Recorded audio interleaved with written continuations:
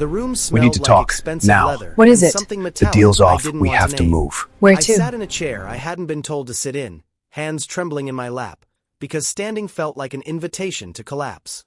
The men who brought me here were gone now. The silence they left behind was worse than their rough hands had been. I knew what happened to girls like me. Girls with debts they didn't create. Girls whose fathers made promises they couldn't keep. Girls who became currency when the money ran out. When the door finally opened, I stopped breathing. He didn't look at me right away. That's what I remember most. He walked to the desk, massive, dark, wood that probably cost more than my entire life, and poured himself a drink. The ice cubes cracked in the glass. I watched his hands. They were steady, clean. No blood under the nails. Not yet. Stand up, he said. His voice wasn't loud. It didn't need to be. I stood because my body obeyed before my brain could catch up. My legs shook, but held. I kept my eyes down because looking at him felt dangerous, like staring into the sun. Look at me. I forced my chin up. He was younger than I expected. Maybe 30. Dark hair swept back from a face that belonged in magazines, not in rooms where girls like me disappeared.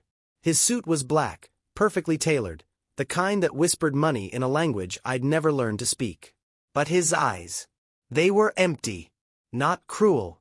Not kind. Just nothing. Like I was already gone and he was simply waiting for my body to realize it. What's your name? He asked. Mira. My voice cracked on the single syllable. He took a slow sip of his drink, ice rattling. Do you know why you're here, Mira? I wanted to say no. I wanted to pretend I was confused, that this was all a mistake, that someone would realize I didn't belong in this world of leather chairs and silent threats. But I wasn't stupid. My father, I whispered. Your father. He repeated it like he was tasting the words, finding them bitter. Your father borrowed $300,000 from my organization. He had 6 months to pay it back. He didn't. I'd known about the money. Not the amount. That number made my stomach drop, but I'd known Dad was in trouble. I'd seen it in the way he stopped sleeping, the way he jumped every time a car drove past our house, the way he looked at me with something that might have been guilt or might have been goodbye. I just hadn't known I was the collateral. He can't pay, the man continued, walking around his desk now, closer to me. I fought the urge to step back. So he offered me something else. He stopped 2 feet away, close enough that I could smell his cologne, cedar and something darker. You, he said. The word hung in the air between us. I should have been surprised, horrified. But I'd known, hadn't I? The moment those men grabbed me outside the grocery store, threw a bag over my head, and shoved me into a car that smelled like cigarettes and fear. I'd known. Dad had sold me. Not to save himself. The debt was too big for that. He'd sold me to buy himself time. Maybe a month. Maybe just a week. What? I had to stop, swallow the thickness in my throat. What happens now? He studied me for a long moment. I couldn't read his face. It was like looking at a painting, beautiful but completely closed off. That depends, he said finally. On what? On whether you're worth keeping. They put me in a room on the 3rd floor. Not a cell. That surprised me. It had a bed with clean sheets, a window with bars hidden behind expensive curtains, a bathroom with hot water and soap that smelled like vanilla.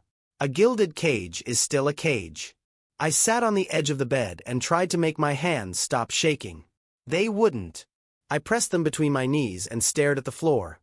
Marble, probably Italian, probably worth more than every floor I'd ever walked on combined. This was supposed to be my death. Girls who were sold to pay debts didn't live long. Everyone knew that. They were used until they broke, then discarded like the trash this world believed them to be. So why was I in a room with clean sheets? Why hadn't he touched me? Why had he looked at me like I was a problem he hadn't decided how to solve yet? The door had a lock, but it was on the outside. Idesheka. Of course, I'd checked. I didn't sleep that first night. I sat in the dark and listened to the house settle around me. Footsteps in distant hallways, doors opening and closing, the low murmur of voices I couldn't quite make out. When morning light finally crept through the curtains, I was still sitting there, still waiting. For what? I didn't know. They brought me breakfast on a tray. A woman, older, with gray streaks in her dark hair and eyes that had seen too much. She didn't speak. Just set the tray on the small table by the window and left, the lock clicking behind her. I stared at the food. Fresh fruit, toast, eggs cooked the way I liked them, scrambled, slightly runny. How did they know how I liked my eggs? I didn't eat. I couldn't. My stomach was a knot of fear and confusion and something else I couldn't name. He came at noon. I heard his footsteps in the hallway, measured, unhurried, and knew it was him before the door opened.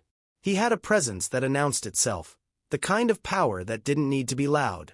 He stood in the doorway, same perfect suit, same empty eyes. "You didn't eat," he observed. I didn't answer. What was I supposed to say? That food felt obscene when I was waiting to die? That every second of kindness made the fear worse because I didn't understand it? He walked to the window, looked out at whatever view rich people bought with blood money. "Your father called this morning," he said, almost conversational. "Begging for more time." Something sharp twisted in my chest. No surprise. Not even hurt. Just confirmation. "What did you tell him?" I heard myself ask. "That his debt is paid." I looked up then, confused. "But you're here. The debt is settled." He turned from the window, those dark eyes finally meeting mine. "But that doesn't mean you're free." "I don't understand." "Your father sold you for $300,000. In my world, that makes you an asset." He said it like he was discussing stock prices. "The question is what kind of asset you'll be." My hands clenched in my lap. "What kind?" "There are several options." He started counting on his fingers, clinically. "I could sell you. Some buyers pay well for girls with your qualities. Clean, young, scared." That last word hung heavy. "I could keep you for myself. God knows I've earned that privilege." I couldn't breathe. "Or," he continued, and something shifted in his voice, so subtle I almost missed it, "I could let you work off the debt." "Work?" Hope cracked my voice. Stupid, desperate hope. "My organization has many needs. Some of them don't require you to spread your legs." The vulgarity was deliberate. A test. To see if I'd flinch, if I'd cry, if I'd break. I didn't give him the satisfaction. "What kind of work?" I asked, keeping my voice level even though my heart was trying to punch through my ribs. For the first time, something that might have been respect flickered across his face. "We'll see." He moved toward the door, then paused. "Eat. Mira. You're no use to me, weak." The door closed. The lock clicked. I sat there for a long time, staring at the cold eggs. Then I ate every single bite. The next 3 days were a study in psychological warfare. He didn't touch me, didn't threaten me, barely spoke to me. But I felt him everywhere. In the cameras I spotted in the corners of my room. Carefully, the staff avoided looking at me directly. In the schedule that emerged without anyone explaining it. Meals at exact times, a knock on the door at 8 p.m. sharp, and lights that dimmed automatically at 10. I was being watched, studied, evaluated. On the 4th day, they took me downstairs. The house was bigger than I'd imagined. All dark wood and expensive art, the kind of place that felt more like a museum than a home. We passed rooms with doors closed, and I wondered what happened behind them. What sins were committed in spaces this beautiful? They brought me to an office. Not his. This one was smaller, warmer, with plants on the windowsill and papers stacked on every surface. A man sat behind the desk. Older than my captor, maybe 50, with wire-rimmed glasses and the exhausted look of someone who'd stopped sleeping years ago. "Sit," he said, not unkindly. He said. He studied me for a moment, then opened a folder. "You finished high school." It wasn't a question, but I nodded anyway. "Top of your class in mathematics." He looked up. That's true, or did you cheat? It's true. Why didn't you go to college? The answer stuck in my throat. Because Mom got sick. Because the medical bills ate everything. Because Dad started drinking and the debt started piling up, and someone had to work, and it sure as hell wasn't going to be him. Money, I said simply. He nodded like he'd expected that answer. You're going to work in accounts. What? Accounts. Bookkeeping. Tracking money in and out. He shuffled some papers. We have complex financial structures. We need people who can follow numbers and keep their mouths shut. I stared at him. You want me to do accounting? For the Mafia. For Mr. Dante's organization, yes. He said the name carefully, like it mattered. Like I should remember it. Dante. So that was his name. If I refuse? The man's expression didn't change, but something in his eyes went sad. Then you go back to being an asset with other uses. And trust me, girl, you don't want that. They set me up at a desk in a windowless room with 3 other people who didn't speak to me. The work was exactly what he'd said, tracking money. But these weren't normal business accounts. The numbers told stories I didn't want to read. Payments that went to offshore accounts. Receipts for things listed as equipment that cost enough to buy houses. Names that appeared and disappeared, sometimes with the word settled next to them. I wondered how many of those settled accounts were people like me. People who'd been turned into numbers. I was good at it. Too good. I caught discrepancies in my first week that had apparently gone unnoticed for months. Money was missing in small enough amounts that it looked like rounding errors, but added up to tens of thousands. Someone was stealing from Dante. I should have kept quiet. Kept my head down, done my work, survived. But I was angry. Angry at my father. Angry at this world.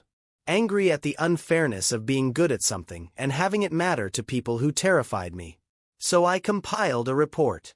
Highlighted the patterns. Left it on my supervisor's desk. That's how I ended up back in Dante's office. He was reading my report when they brought me in, those dark eyes scanning the pages with an intensity that made my skin prickle. Sit, he said without looking up. He said. He read in silence for what felt like hours. Finally, he set the papers down and looked at me. Who did you tell about this? No one. You're sure? I put it directly on Mr. Chen's desk. He brought me here. Dante leaned back in his chair, studying me like I was a puzzle he'd just discovered was more complex than he'd thought. Do you know what this means? He asked, tapping the report. That someone's stealing from you. That someone in my organization is betraying me. His voice was soft. Dangerous. That's not the same thing. I didn't know what to say to that. How much is missing total? He asked. I'd done the math. Of course, I'd done the math.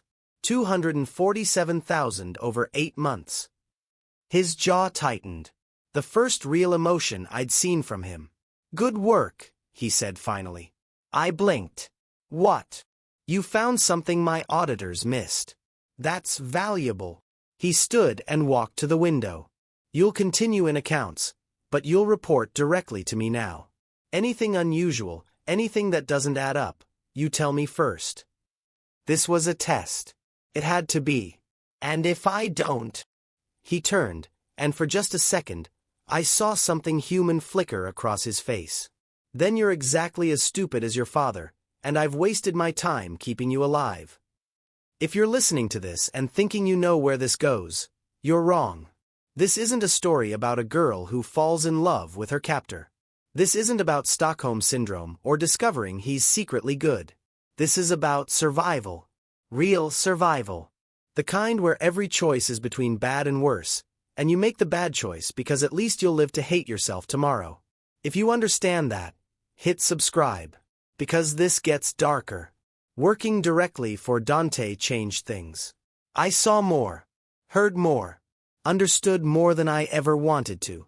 His organization wasn't like the movies. There were no dramatic shootouts, no theatrical violence. It was businessmen in expensive suits making phone calls that ended lives.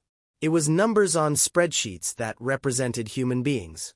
It was power exercised quietly, efficiently, without mercy. And Dante sat at the center of it all, calm as a statue. He brought me into meetings sometimes. Never explained why. I'd sit in the corner with my laptop, tracking numbers while men argued about territories and percentages and problems that needed solving. I learned to read the room. When someone was lying. When someone was scared. When Dante was about to make a decision that would ruin someone's life. He never raised his voice. That was the terrifying part. Men would leave his office pale and shaking, and Dante would just pour himself another drink, ice cracking in the glass like breaking bones. "You're wondering why I keep you in these meetings," he said one night after everyone else had left. We were alone in his office. It was late, past midnight. I was exhausted. "Yes," I admitted. "Because you see things others don't." He swirled his drink. "You noticed the missing money. You noticed when Petrov was lying about the shipment delays. You noticed when Marcus couldn't meet my eyes." Marcus had been found 3 days later with a bullet in his head. The news called it a robbery gone wrong. I knew better. "I don't want to notice things," I said quietly. "Then you should have been stupider." He smiled, but it didn't reach his eyes. "Unfortunately for you, you're sharp. That makes you useful. And in my world, useful people stay alive. What about when I stop being useful?" The question hung between us. He stood, walked to where I sat, and crouched down so we were eye level. This close, I could see the faint scar on his jaw, the shadows under his eyes that said he slept as poorly as I did. "Then I'll make your death quick," he said. "That's more mercy than most people get." He said it like a promise, like kindness. Maybe in his world it was. 3 months passed. I stopped counting days and started counting small survivals. Making it through meetings without throwing up. Eating meals without wondering if they were poisoned. Sleeping for more than 2 hours at a time. I had a routine now. Work, meals, the gym, they let me use under supervision, and then back to my room. The same rotation, day after day. It should have felt like prison. Instead, it felt like the first stability I'd had in years. That terrified me more than the violence. I was adapting. Normalizing. Accepting. Becoming the kind of person who could sit in a room while men discussed murder and not even flinch anymore. "You're getting comfortable." I looked up from my laptop. Dante stood in the doorway of the small office they'd given me. I hadn't heard him approach. I'd learned that meant he wanted to be heard. When Dante wanted to be silent, he was. "I'm surviving," he corrected. Same thing in the end. He stepped inside and closed the door. "I need you to do something for me." My stomach dropped. This was it. Whatever kindness I'd been living on credit for, the bill had come due. "What?" I asked. "There's a meeting tomorrow night. Potential new partners. Russians." He said it as if the nationality mattered. Maybe it did. "I need you there." "Why?" "Because they're bringing their accountant. And I want you to tell me if he's lying." I set down my laptop. I'm not a human lie detector. "No. But you're good with numbers, and you don't have a poker face." He almost smiled. When someone's bullshitting, you get this look. Like you bit into something rotten. That's not. It is. I've been watching. He leaned against my desk. "They're going to present figures. I need to know if those figures are real. And if they're not, then people die." He said it casually. "But probably not you." "Probably. What do I wear?" I heard myself ask. Because that was my life now. Not should I do this, or can I refuse? Just, what do I wear? "Something that makes you look like you belong to me," he said. "They brought me a dress. Black. Expensive. The kind that whispered against skin like a secret." I stared at it hanging on the back of my bathroom door and felt sick. The woman who'd brought it, Elena, I'd learned her name finally, waited while I tried it on. It fit perfectly. Of course it did. They knew my measurements. They knew everything about me. Mr. Dante wants your hair down, Elena said softly. She helped me with the makeup I didn't know how to apply. Showed me how to walk in heels I'd never owned. Turned me into someone I didn't recognize in the mirror. You look beautiful, she said. I looked like property. Expensive property, but property nonetheless. Dante came to collect me himself. He wore a different suit, charcoal gray, tie perfectly knotted, cufflinks that caught the light. He looked like what he was, power-dressed in Italian wool. His eyes swept over me once. Good. That was all. Just good. Like I was a prop that met specifications. He offered his arm. Stay close to me tonight. Don't speak unless spoken to. And Mira. Yes. Remember that you're there to work, not to be afraid. Easy for him to say. The meeting was at a restaurant the organization owned. They'd closed it to the public. Just us and them, sitting at a table that probably cost more than my childhood home. The Russians were exactly what I'd expected, and somehow worse. 3 men, all in their 50s, with the kind of eyes that had watched people die and forgotten about it before dessert. Their accountant was younger, maybe 35, with nervous hands and a briefcase he held too tight. We sat, ordered food I couldn't imagine eating, made small talk in 3 languages while I stayed silent beside Dante, his hand resting on the back of my chair like a brand. Then they got to business. Numbers. Percentages. Profit margins on things I didn't want to think about. The accountant presented their books. Detailed reports on operations, revenue streams, and projected growth. I watched him talk. Watched his hands shake slightly when he discussed their import business. Watched him avoid eye contact when mentioning specific ports. Dante's hand touched my knee under the table. Just briefly. A question. I kept my face neutral and let my hand drop to my lap, where Dante could see it. I made a gesture we'd never discussed but that he understood anyway. The accountant was lying. Dante's expression didn't change. He smiled, nodded, agreed to review their proposal. The Russians left happy. The accountant was left alive. For now. What did you see? Dante asked in the car on the way back. His numbers don't match his body language. He was confident about everything except the import figures. And he cited the port of Gdansk for receiving shipments, but his eyes went wide when he said it. Right. People's eyes go left when they're remembering, right when they're constructing.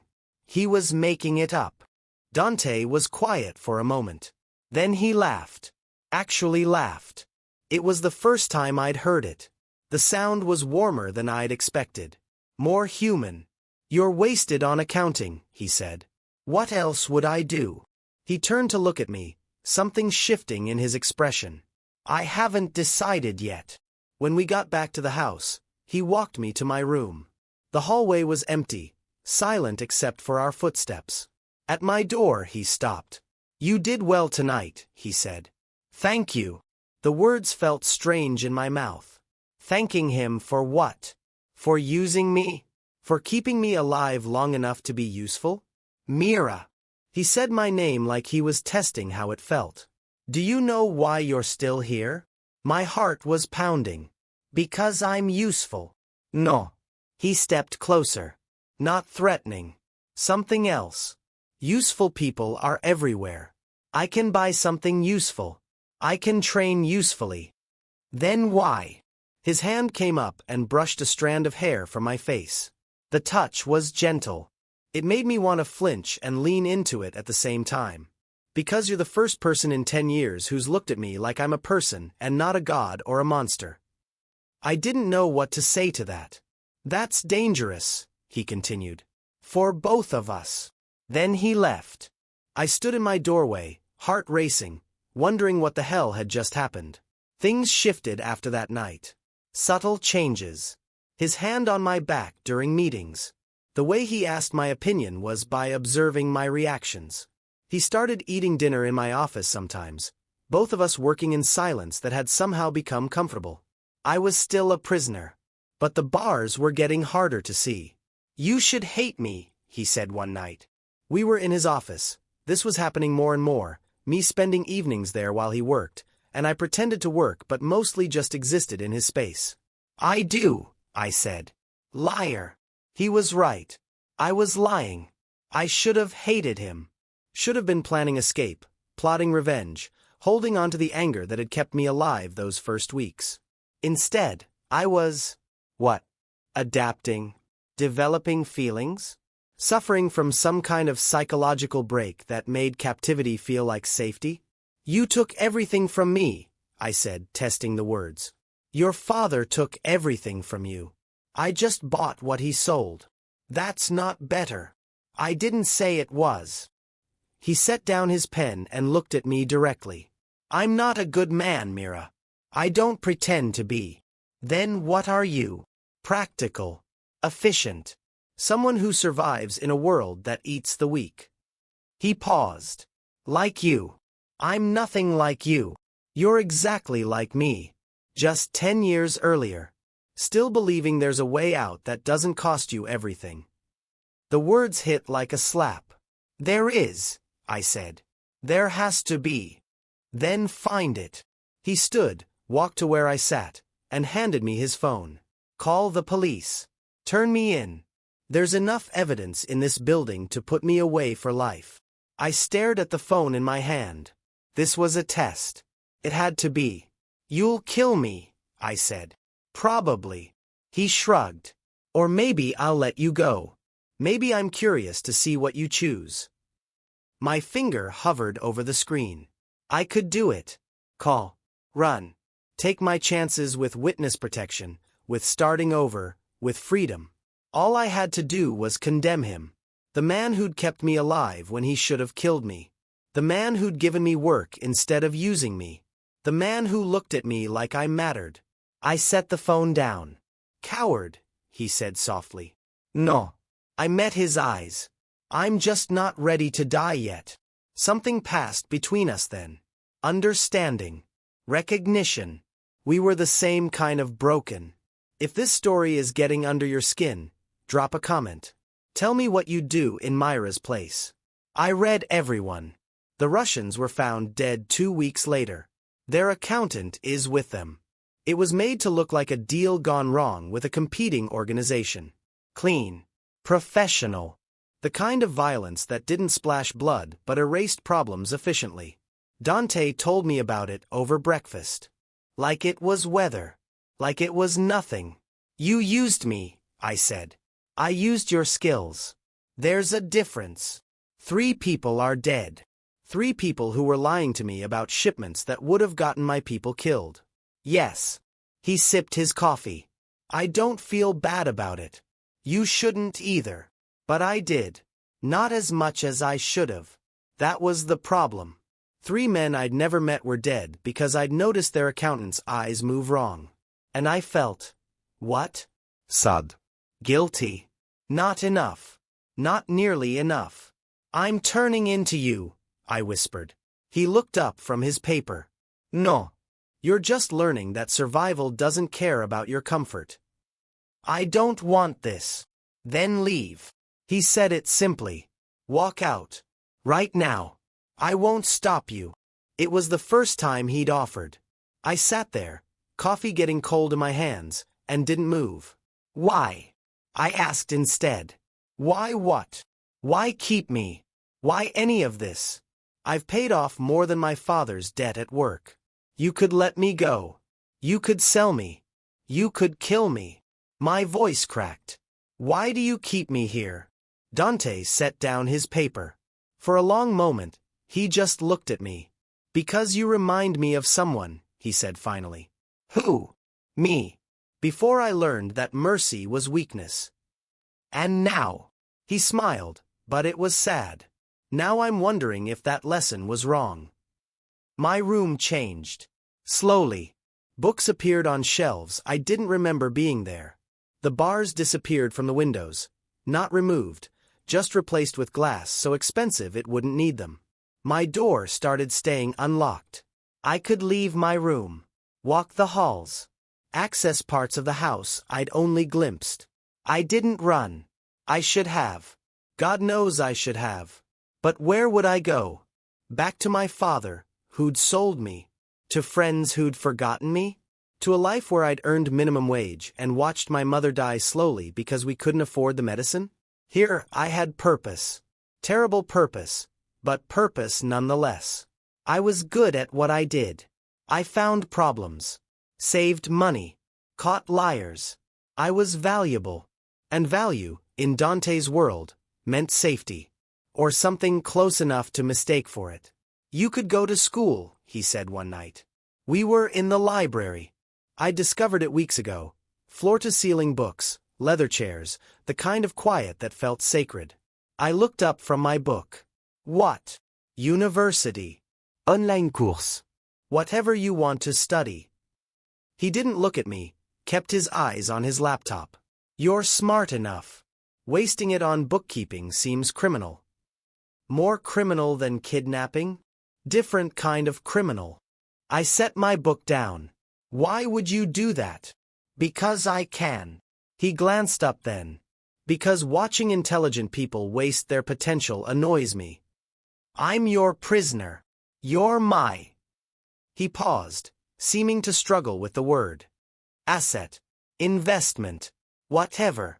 You don't stop being intelligent just because you're here. And if I use that education to leave? He smiled. Then I'll have proof I was wrong about you. That you're smarter than I am. Is this another test? Everything's a test, Mira. Life is the test. I'm just offering you better tools to pass it. I enrolled in business management the next week. Not because I believed him. Because I was tired of being useless in ways that mattered. 6 months in captivity. That's when I realized I'd stopped counting days. Started counting other things instead. Meetings survived. Books read. Small freedoms earned. The psychology of imprisonment is insidious. You don't notice yourself adapting until you've already adapted. Until you're laughing at something your captor said. Until you're asking his opinion on things that matter to you. Until you realize you've told him things you've never told anyone, in the quiet darkness of his office, when work is done, and it's just two broken people pretending conversation is normal. Tell me about your mother, he said one of those nights. We were drinking. He'd started offering me whiskey from the same bottle he used. Small thing. Huge thing. Why? Because you never talk about her. Just your father. And you say his name like it's poison. I looked into my glass, watching the amber liquid catch the light. She died. I gathered. Cancer. Slow kind.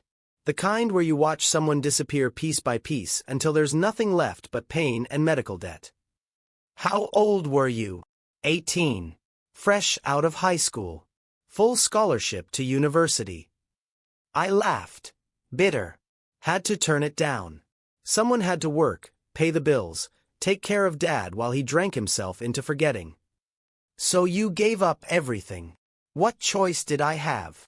I met his eyes. You do what you have to do. Survive first. Live later. Isn't that what you said? It is. He refilled my glass.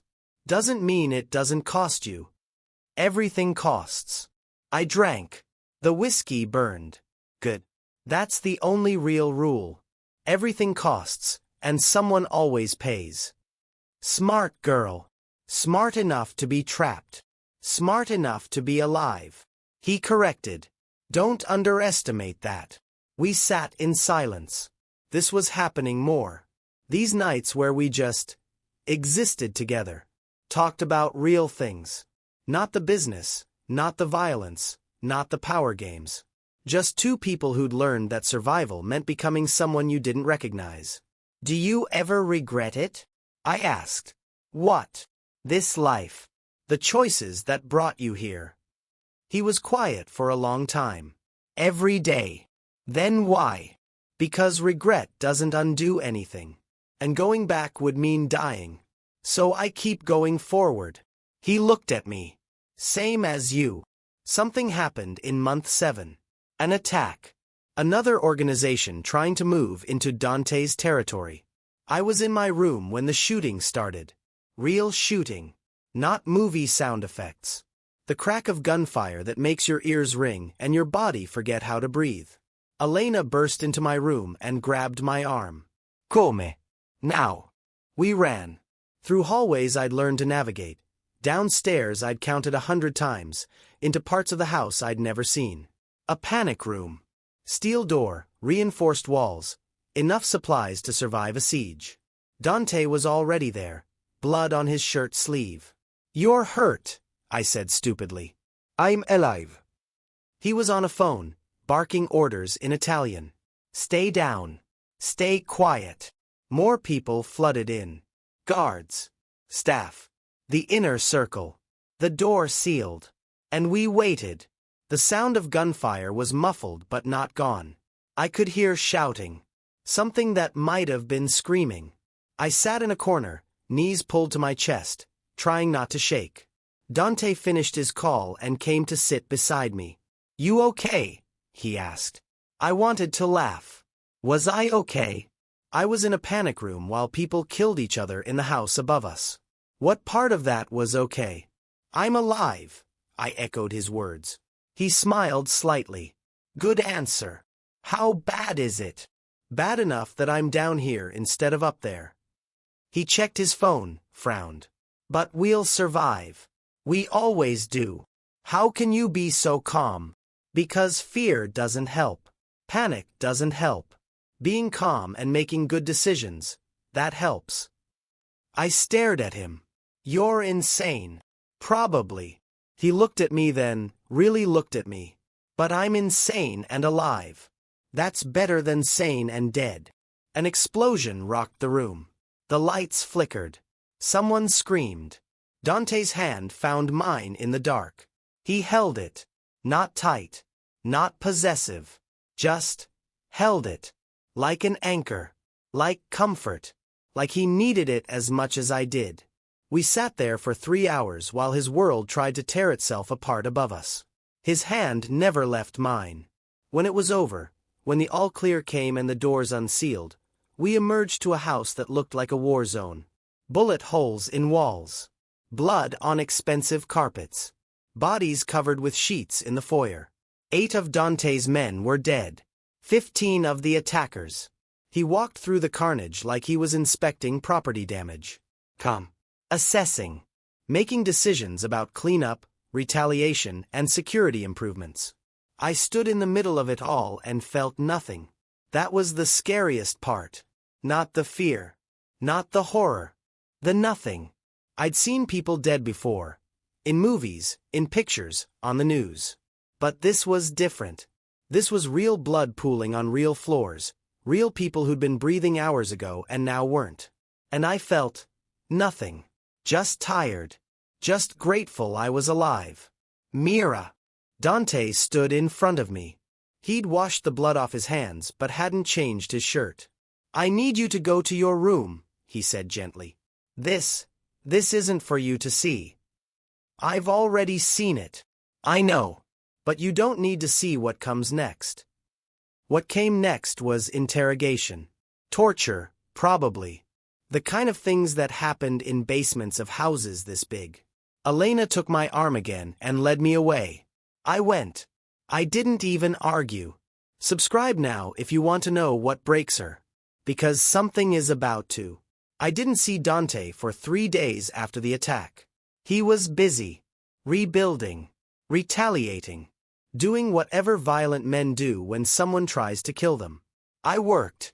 Attended my online classes. Pretended the blood had washed out of the carpets as easily as it had washed off my hands. But it hadn't. I could still smell it. Metallic. Wrong. The scent of mortality. On the 3rd night, he knocked on my door. I was in bed, not sleeping. Just staring at the ceiling, counting the patterns in the plaster. Come in, I said. He entered quietly. He looked exhausted. Lines around his eyes I hadn't noticed before. Gray in his hair that might have always been there but suddenly seemed more prominent. Can't sleep? He asked. No. Me neither. He sat on the edge of my bed. Uninvited but not unwelcome. Mind if I stay? Will you leave if I say yes? No. Then why ask? Politeness. He almost smiled. I know. Strange concept for a monster. We sat in silence. I killed 4 of them myself, he said eventually. The men who attacked us. I didn't know what to say to that. Does that horrify you? He asked. No. The honesty surprised me. Should it? Probably. They were trying to kill you. Kill all of us. That's how I justified it too. He looked at his hands. Clean now. Scrubbed. But we both knew what they'd done. Still doesn't make it right. Nothing about this is right. No. He met my eyes. But it's survival. And survival doesn't ask permission. He stayed for an hour. We didn't talk much. Just sat together in the dark. 2 people who'd learned that being alone was worse than being together, even when together meant sitting with someone who scared you. When he finally stood to leave, I caught his hand. Thank you, I said. For what? For holding my hand. In the panic room. His expression softened. You held mine too. Month 8 brought a shift I didn't expect. Dante started teaching me things. Not accounting. Not business. Self-defense. You should know how to protect yourself, he said, leading me to a gym I hadn't known existed in the house. In case someone attacks again? In case I'm not there to protect you. The implication sat heavily between us. He was planning for a future where he might not exist. The training was brutal. He didn't go easy on me, didn't coddle. Showed me where to hit to hurt someone. How to use weight and surprise when you're smaller, weaker, scared. Scared is good, he said after I'd landed my first real hit. An elbow to his ribs that made him grunt. Scared keeps you sharp. I'm always scared, I admitted. Then you're always sharp. We sparred 3 times a week. I collected bruises like medals. Learned to read body language, anticipate movement, and use fear as fuel instead of paralysis. Why are you doing this? I asked in one session. We were on the mats, both breathing hard. He'd just shown me how to escape a chokehold. Because I'm not immortal, he said simply. And I want you to survive me. The words hit like a punch I hadn't seen coming. Are you dying? I asked. We're all dying, Mira. Just at different speeds. He stood and offered me a hand up. But I have enemies. Many enemies. And someday one of them will get lucky. That's depressing. That's realistic. He pulled me to my feet. I can't protect you forever. So I'm teaching you to protect yourself. What if I don't want to survive without you? The words came out before I could stop them. Dangerous words. True words. He went very still. Don't say that, he said quietly. Why not? Because it makes this harder than it already is. What's this? He looked at me for a long moment. I don't know. But it's becoming something it shouldn't be. I kissed him first. That's important. I need you to know that. Not because I had to. Not because he forced me. But because I wanted to. We were in his office. Late. Working on accounts that didn't actually need both of us, but had become our excuse to spend time together. He said something that made me laugh. Actually laugh. The kind that comes from genuine humor, not fear or politeness. And I looked at him. Really looked at him. This man who'd bought me. Kept me. Protected me. Taught me to survive. This man was terrible and kind and broken and whole all at once. And I wanted to kiss him. So I did. Leaned across the desk, grabbed his tie, pulled him to me. His surprise lasted maybe half a second. Then he kissed me back. It wasn't gentle. Wasn't sweet. It was desperate and hungry and tasted like all the things we couldn't say. When we broke apart, we were both breathing hard. That was a mistake, he said. Probably. We can't. I know. Mira. I kissed him again. This time, he didn't argue. We didn't talk about it. Just kept kissing in stolen moments. His office after everyone left. The library was late when it was. My room, when he couldn't sleep, and I couldn't either. It was terrible. It was wonderful. It was wrong in every way something could be wrong. And I didn't care. This is how it happens, Elena said one morning. She'd caught me smiling at nothing, lost in thoughts of Dante's hands in my hair, his mouth on mine. How what happens? I asked. How you forget. She looked sad. How you forget you're a prisoner. How you start to love your cage because it's comfortable. Because he's kind in his way. Because it's easier than remembering what you lost. Her words were a slap. I haven't forgotten, I said. Haven't you? She touched my cheek gently. You smile now. You laugh. You look at him like he saved you instead of stealing you. He did save me. From my father. From being sold to someone worse. Did he? Or did he just buy you first? I didn't have an answer. She left me standing there, her words echoing. That night, I told Dante what Elena had said. Is she right? I asked. Am I forgetting? We were in his bed. First time. Crossed that line hours ago and couldn't uncross it now. He was quiet for a long time. Yes, he said finally. The honesty hurt more than a lie would have. Should I try to remember? I don't know. He pulled me closer. Maybe forgetting is survival too. Or maybe it's just another kind of death. Maybe. He kissed my forehead. But you're still breathing. That has to count for something. Month 10. I'd been here almost a year. My father called.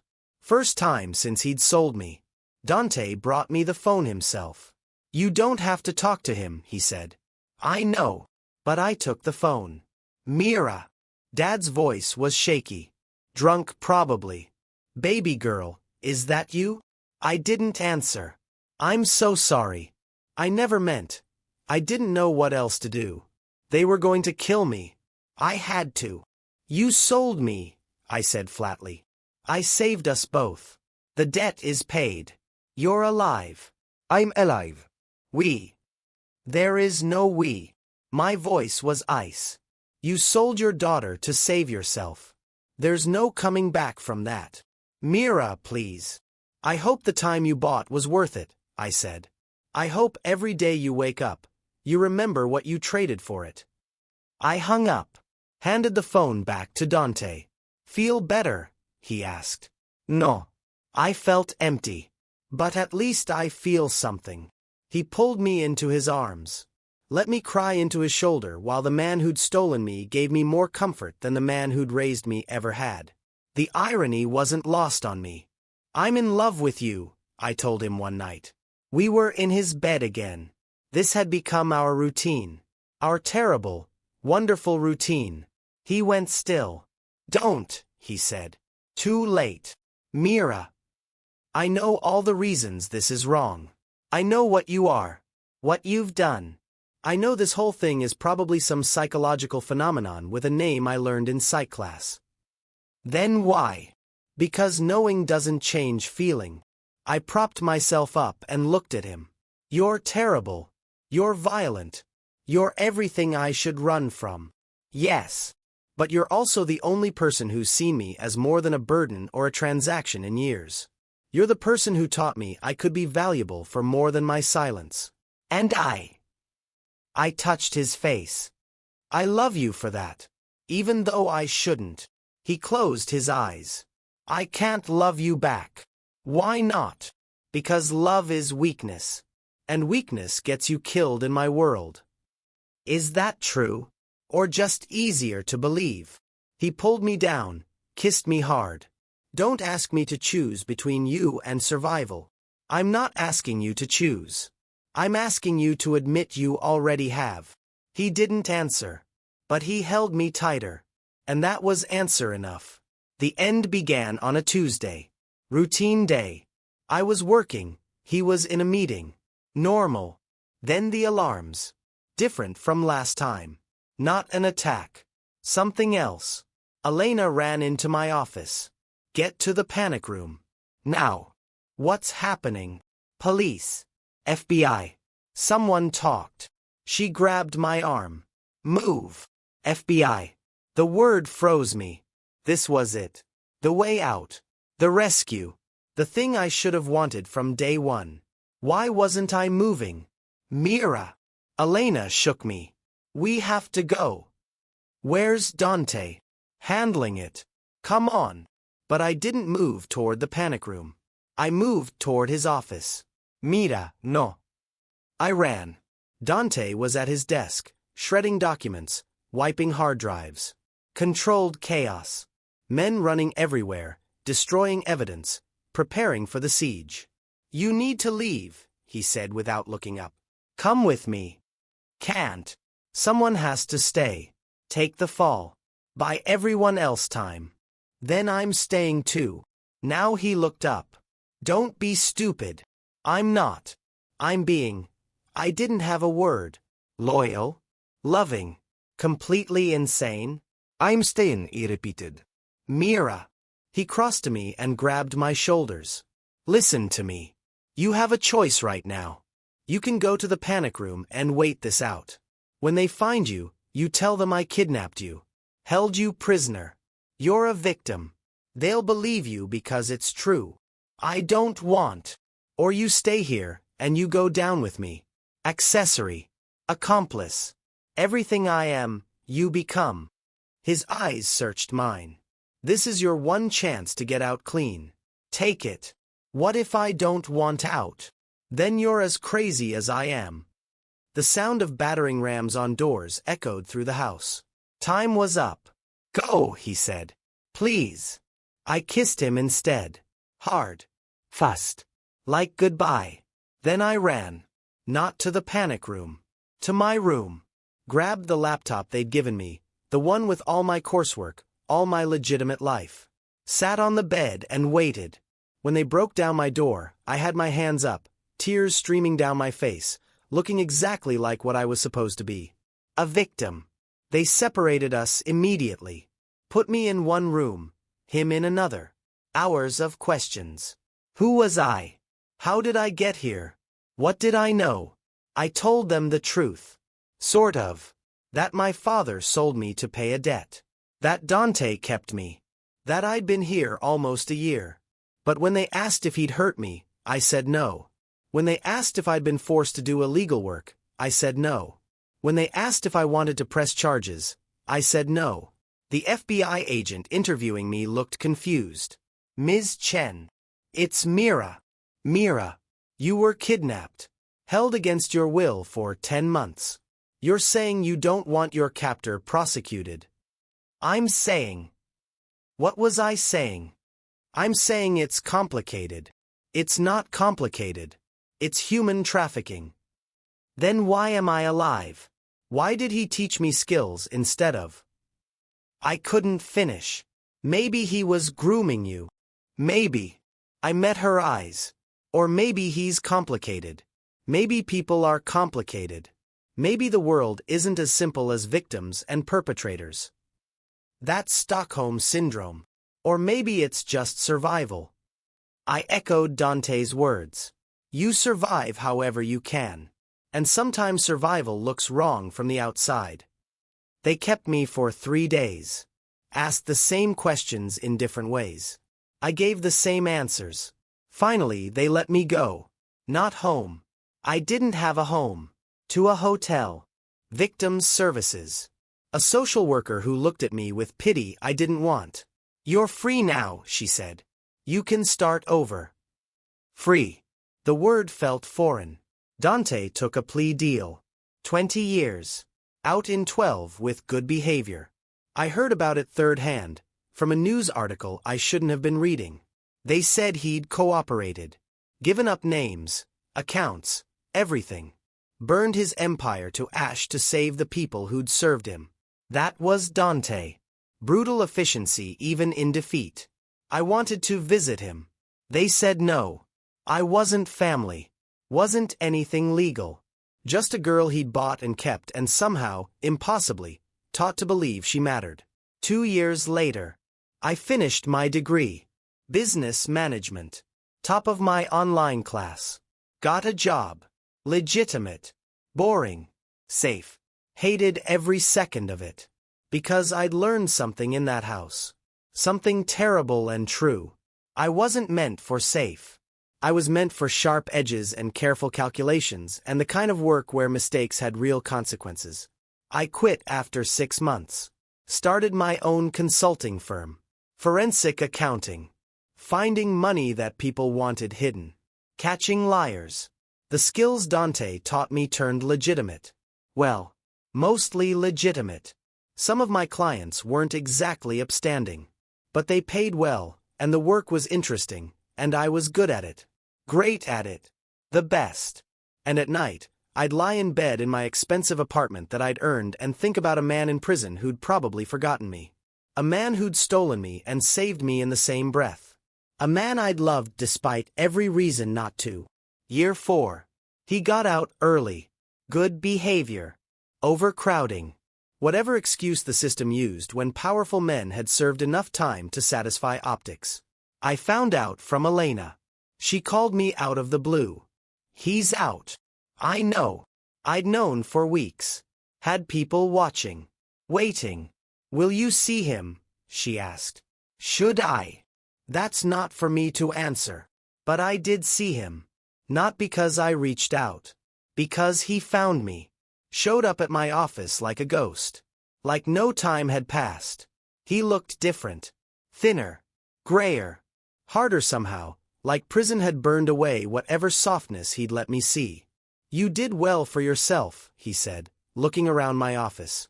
I learned from the best. I couldn't breathe. Couldn't think. He was here. Real. Solid. Why are you here? To see if you meant it. Meant what? That you loved me. Or if that was just survival talking. I stood up. Walked around my desk. Stopped 3 feet from him. The same distance he'd kept that first night, in his office, when I was terrified, and he was deciding whether to keep me. I meant it, I said. Even now. When I can't give you anything. When I'm broke and powerless and ruined. Especially now.